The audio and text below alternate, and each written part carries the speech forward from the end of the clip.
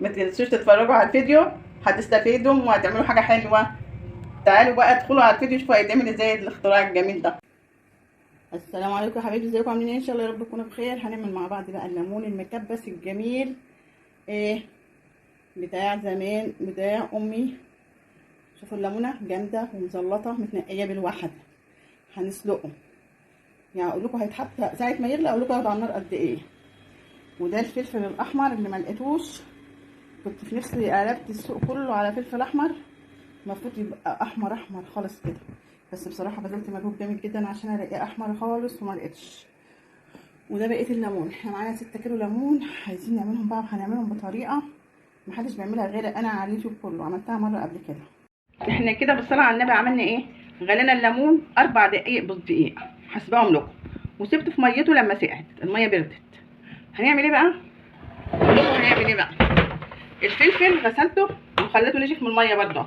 هنمسك الفلفل، هنشيل منه البذر كده اهو، وكان في حاجه هنا والحاجات دي، وهمسكه اقطعه واحطه في الكب كده. الفلفل بقى اللي عنده فلفل احمر يا جماعه يجيب الفلفليه، اللي شوفوا الفلفليه دي عامله ازاي، جميله ازاي، دي جميله ازاي. فده بقى عايز كده، هو الطريقه دي عايزه الليمون الاحمر الرومي الكبير اهو. هنحطه كده في الكبه، واعمل الكبه واديله نص طحنه كده بسيطه. احنا هنمسك الليمون، كل اللي اعمله عصره خفيفه قوي، مش هعصره خالص، عصره بسيطه كده. من كل ليمونه هنزل منها شويه كده اهو، مش هنزلها خالص، شويه بس كده ايه. كل الليمون هعمل في العمله دي، وهضرب الكبه في الحاجات التانيه ونخلط كده بقى. شوفوا احنا عملنا الخليط ده في الكبه ازاي، يعني يتاكل مع المخلل، يبقى اكله احلى من الليمون كمان. كده احنا هنحط دول يجروا اكلوا ملح ولا ملح رشيدي يا جماعه، ملح الرشيدي الخشن ده. قلبنا الملح مع الفلفل، وهنحط بقى حبه البركه كمان عشان ربنا يبارك في كده ويطلع ان شاء الله حاجه حلوه. الطريقه دي طريقه امي من زمن الزمن يا جماعه، اسمه الليمون المكبس. دي ما حدش عارف يعني ايه ليمون مكبس، عشان كده احنا هنكبسه. شوفوا بقى هنعمل ايه. هاخد شويه كده احطهم في البرطمان كده،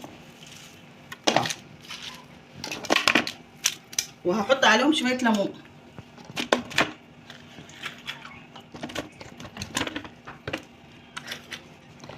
الليمون ده ما حدش بيعمله، انا كنت عاملاه على نوجه. انا معرفاهم ان انا قفلت القناه، اتقفلت، هم قفلوها لي، هعمل لهم ايه؟ وهنكبس بايدنا كده، هتمسكي الليمون تكبسي اكنك بتكبسي ايه، شايفين ايدي بتضغط على الليمونه ازاي؟ هنحط طبقات كده، ونحط ليمون طبقه من ده وطبقه من ده لحد ما نخلص الفلفل.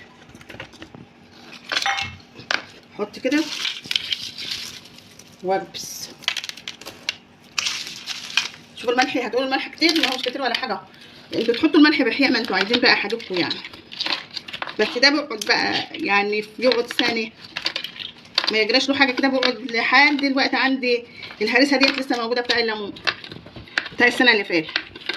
شوفوا الضغط بقى ده ما يخليش لا يجرى له حاجه ولا يبوظ، ومهما يقعد يفضل حلو اهو. هكمل بقى على كده مكبوس مكبوس.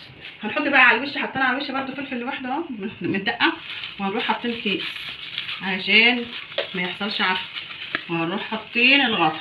هنقفل عليه كويس جدا، وعلى كده ده خلص. اقول لكم بقى يخلص نعمل ايه تاني. هعمل لكم بقى شويه طريقه تخليل تانيه برده بتعيش بالسنه وجميله. الدقه دي فاضت معانا، هنحطها في شويه ميه من ايه، من بتاعه سليق الليمون. ميه سليق الليمون دي بتخلي برده يا جماعه الليمون يعيش فيها، زي ما مش عارف الحياء مظبوط يحط بيضه وهتقوم عايمه على وش الميه، اللي عايز يظبط عياء حياء. دول بقى شويه فلفل من الفلفل البلدي الرفيع الحلو ده، ده الرفيع قوي ده اللي بيبقى البلدي. هنقوم عاملينهم كده اهو بايدينا، عشان الفلفلايه ما تتقطع كده بتخرفش بقى ما بتنعمش. وهنروح حاطينهم معايا مع الخلطه بقى بتاعتنا الجميله دي، وهنروح مفضيين في البرطمان. يا سلام لو شويه زيتون كمان على الموضوع، تحفه اهو. وخلصنا كده تخليل الليمون على طريقتين، والطريقتين جمال وجداد. كده بقى خلصنا الليمون. انا زودت الليمون، كان في شويه ليمون سلقتهم تاني وكملت البرطمان اهو. شوفوا بقى، ده بقى يقعد بالسنه وزياده وبيبقى طعمه حلو جدا، بيبقى اكله حلو قوي. وده بقى الليمون المكبس اللي محدش بيعمله، خطير يا جماعه، جربوه. شوفوا منظره مكبس في الكيس في البرطمان ازاي، جربوه. وما تنسونيش في اللايك والاشتراك في القناه.